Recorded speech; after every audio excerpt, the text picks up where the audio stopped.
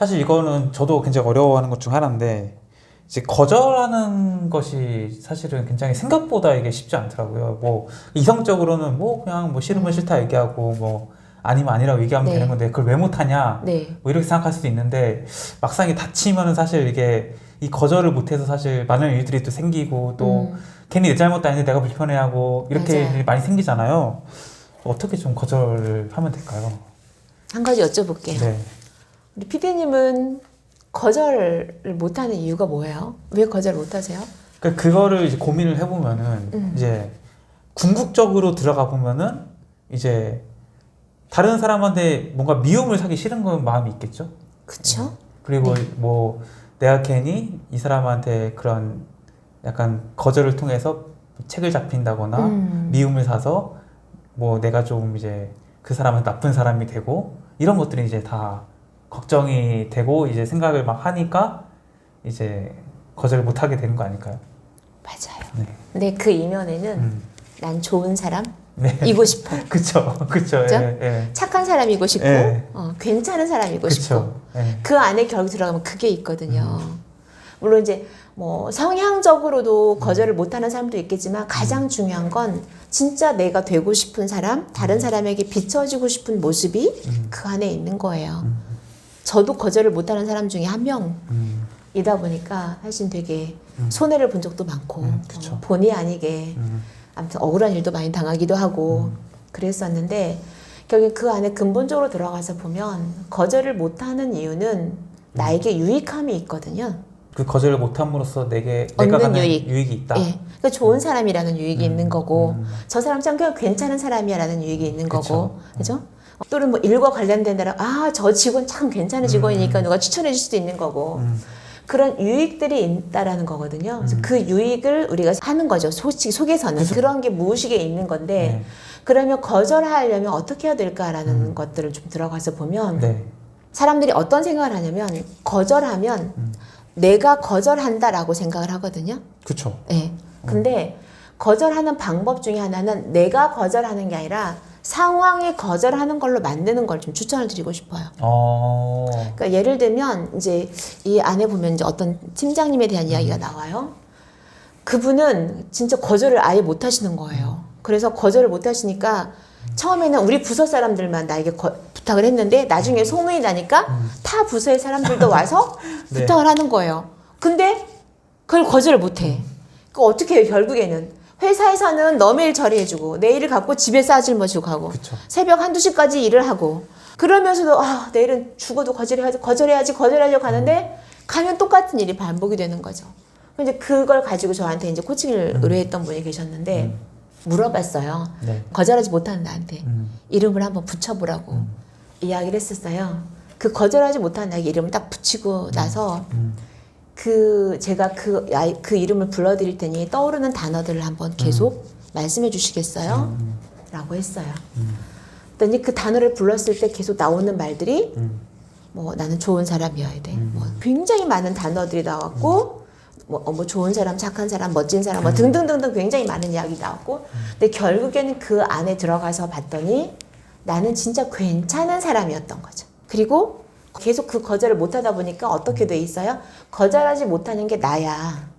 나는 거절 못해. 난 거절 못하는 사람이야 라고 나를 정의 내리고 있었던 거예요. 그럼 이 사람은 거절 못하죠. 당연히 내가 거절을 못하는 사람이라고 내가 스스로를 정의를 내렸잖아요. 그쵸. 네. 그래서 그분하고 이제 코칭을 하면서 작업했던 과정 중에 어떤 알아차림이 있었냐면 팀장님이 거절을 못하는 게 아니라 제가 볼 땐 거절할 수밖에 없는 상황이네요 라는 말씀을 드렸었어요. 그랬더니 그분이 그래서 맞아요. 근데 제가 거절을 못해요. 네. 다시 또 가는 거예요. 그래서 제가 그 제안을 드렸어요. 팀장님이 거절을 하는 게 아니라 그 상황이 거절을 하게 하면 어떨까요? 그 이야기를 말씀드렸었거든요. 좋은 생각이다라고 이야기를 하셨어요. 그래서 거절하지 못하는 나가 아니라 지금 내가 처한 상황이 이 일이 우리 부서에서 지금 내가 해야 될 일이 우선순위입니다. 그래서 이 일을 처리하고 난 다음에 이걸 해드려도 될까요? 라고 말하는 연습을 한 거예요. 네. 그랬더니 어떤 일이 벌어졌을까요? 네. 부탁을 안 하는 거죠. 거절을 할 수 있는 상황을 만든다. 네. 이거네요. 그러니까 거절을 할 수 있는 상황을 만드는 게 아니라 네. 상황이 거절을 하게 하는 거예요. 내가 거절하는 게 아니라 지금 내가 상황이 거절할 수밖에 없는 상황인 거죠. 예. 그래서 상황이 거절하게 하라라고 말씀을 드렸었어요. 그래서 그분 지금 되게 잘하고 계세요. 네. 좋은데요. 괜찮네. 이 방법 좋은데. 내 마음에 부담도 없고 약간. 네, 맞아요. 네. 난 좋은 사람 이미지는 여전히 갖고 있는 거예요. 네. 나 정말 해주고 싶은데 네. 상황이 이렇게 돼서 네. 내가 할 수가 네. 없네. 그래서 이거 하고 나서 좀 해줘도 될까라고 네. 하면 기다릴 수 있는 사람들은 기다리는 거고 급하면 자기가 하는 거잖아요. 네. 그 이제 작가님께서 이제 처음에 이제 작가님의 개인사를 말씀하시면서 이제 받았던 상처들 많이 말씀하셨잖아요. 사실 근데 작가님뿐만 아니라 사실은 아마 많은 사람들이 갖고 있을 거고 이제 그것을 네. 뭐 말했느냐 말하지 않느냐 혹은 뭐 이걸 다 풀고 가느냐 품고 가느냐 뭐 이런 차이일 것 같은데 혹시 이제 그 수많은 상처를 아직 가슴속에 안고 살아가는 분들을 위해서 이 상처받는 감정들을 좀 다루는 법에 대해서 이야기해 주신다면은 상처받는 감정을 돌아보는 방법은 일단은 가장 첫 번째는 내 감정을 봐야 되겠죠. 그리고 우리가 대체적으로 그냥 되게 힘들면 네. 힘들다라는 말로 퉁쳐요. 그쵸. 한마디로. 근데 그 힘들다라는 말 안에는 나 되게 고통스러워, 짜증나, 불편해, 슬퍼, 억울해, 당황스러워 뭐 굉장히 많은 감정들이 들어가 있거든요. 그 감정을 보는 거예요. 네. 이름을 붙이는 거죠. 내가 힘들다라고 하는 이 감정에 이름을 붙여보는 거예요. 그럼 힘들다라는 게 내가 저 사람이 나를 오해해서 억울해서 힘들어.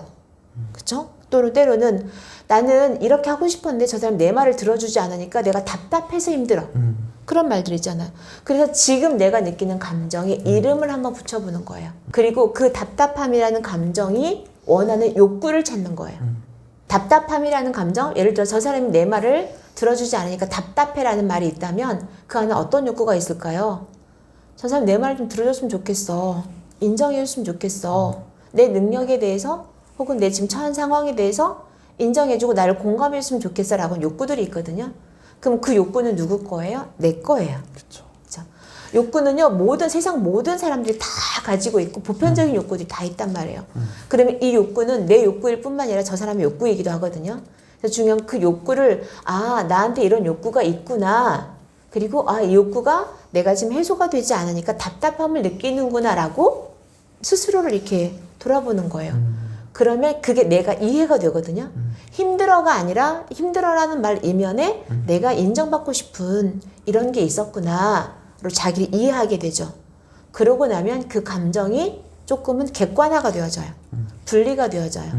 연구 결과에 의하면 우리가 느끼는 감정에 이름을 붙이는 것만으로도 그 감정이 나와 감정이 이렇게 딱 붙어 있는 거에서 분리가 된다고 하거든요. 분리가 되어야 내 감정을 바라볼 수가 있고 나를 바라볼 수가 있거든요. 그래서 그런 방법들이 하나가 있고요. 네. 그리고 또 하나는 최성희 박사님이 하셨던 말씀 중에 이제 저희가 행복일기라고 하는 걸 쓰기도 하고, 저 이제 그 중에 다행일기를 좀 가져오는데, 네. 다행일기를 한번 써보시면 좋을 것 같아요. 그래서 정말 내가 너무나 짜증나고 힘든 상황이 너무 감정이 복받쳐서 너무나 힘든 상황이었을 때 내가 다행한 게 뭐지를 한 가지 찾아보는 거죠. 예를 들면 오늘 같은 경우 저는 이제 전주에서 올라왔잖아요. 그러면 이 올라오는 시간 동안 4시간이라는 시간을 차를 타고 오는 시간 동안에 차에서 얼마나 답답하고 힘들었겠어요. 그죠? 그러면 저 안에서 어떤 생각들이, 그리고 차가 이제 또 늦어지기 시작하니까 조급함이 분명히 4시에 만나기로 했는데, 어떡하지? 그리고 내가 이제 서울을 잘 안 올라오니까 길을 잘 몰라. 그쵸. 제 안에 두려움들이 있잖아요. 이 길을 잘 찾아갈 수 있을까? 계속 핸드폰 막 보고 그러고 있잖아요. 그런 상황이었을 때 내 안에 힘들다, 버겁다, 내가 왜 이걸 해가지고 여기 간다고 했을까? 막 그런 말이 올 수 있겠지만 그런 상황에 다행함을 찾는 거죠. 그래도 고속도로를 가는데 이 전용 차선이 있어서 이 길은 막히지 않으니 다행이네. 그리고 난 다음에 뭐뭐가 아니라 다행인 거예요. 내가 오늘 약속한 날짜에 4시에 가기로 했는데 이 시간대로 가면 늦지 않을 것 같아서 다행이네. 또 하나는 비록 뭐뭐라서 다행이거든요. 비록이라는 거는 지금보다 더 안 좋은 상황을 떠올리는 거예요. 비록 차가 고속버스가 이렇게 시간이 늦어지곤 있지만 네. 사고가 나지 않아서 다행이네. 이해되시죠? 그러면 이거를 우리의 삶으로 한번 적용을 해본다고 하면 네. 진짜 말을 안 듣는 아들이 있다고 봅시다. 네. 엄마한테 막 틱틱대고 대들고 엄마가 무슨 말해요? 막 상심지를 켜고 대든 아들이 네. 있다고 한번 볼게요. 자, 그런 상황에서 다행인 걸 찾는 거예요. 네. 자, 그런 상황일 때 건강해서 다행이다. 그 다음에 두 번째 뭐뭐가 아니라서 다행이다는 너가 엄마한테 성질을 부리지만 그래도 물건을 집어 던지거나 그런 과격한 행동을 하지 않아 다행이다. 비록이라고 하는 말은 비록 네가 엄마가 하는 말에 듣진 않고 토를 달고 대들긴 하지만 그래도 네가 어디 가서 교통사고 나지 않고 사고 치지 않아서 다행이다. 이렇게 가는 거죠. 이제 뭐 여러 가지 감정에 대한 얘기를 많이 해주셨는데 네. 뭐 끝으로 이제 구독자분들에게 해주실 말씀 있으실까요? 우리가 힘들다라고 세상을 바라보면 힘든 일밖에 없어요. 그 힘든 일 가운데서도 다행한 일을 찾다 보면 네. 그 다행함이 어느 순간 감사가 되더라고요. 저 같은 경우엔. 제 삶이 고통이었다라고 하는 그 순간에서 제가 이제 지금은 삶은 사랑이다라는 바뀌었거든요. 제가 세상을 바라보는 시각이 사랑이고 내가 나를 바라보는 삶이 사랑이고 내가 우리 아이들을 바라보는 게 사랑이고 저에게 다 찾아오는 많은 분들을 바라보는 게 정말 그분들은 죽을 만큼 힘들어서 오지만 결국에는 내가 얼마나 소중한 사람인가를 일깨우고 나면 정말 사랑으로 바뀌거든요. 그래서 제가 말씀드리고 싶은 건 그런 거예요. 감정의 소용돌이 속에 휘말리고 있을 때 가장 첫 번째는 그 감정에서 빠져나오시는 거예요. 그리고 그 감정을 촉발했던 원인을 들어가서 보시는 거죠. 그리고 그 안에서 내 안에 욕구가 무엇인지를 발견하고 그 욕구를 가지고 있는 나가 이런 사람이구나라고 받아들이시면 되는 거죠. 그러면 이 세상은 살만한 것 같아요. 감정이 함몰되지만 않으면 되거든요. 그러기 위해서는 감정을 분리시키십시오. 그리고 힘들 때마다 마음아 어때? 라고 자기에게 질문을 던져보시면 좋겠습니다. 네. 그래서 오늘은 여자의 감정 청소의 저자 한미옥 작가님 모시고 이야기 나눠봤습니다. 오늘 좋은 말씀을 감사하고요. 네, 영상 봐주신 구독자분들도 고맙습니다. 감사합니다. 감사합니다.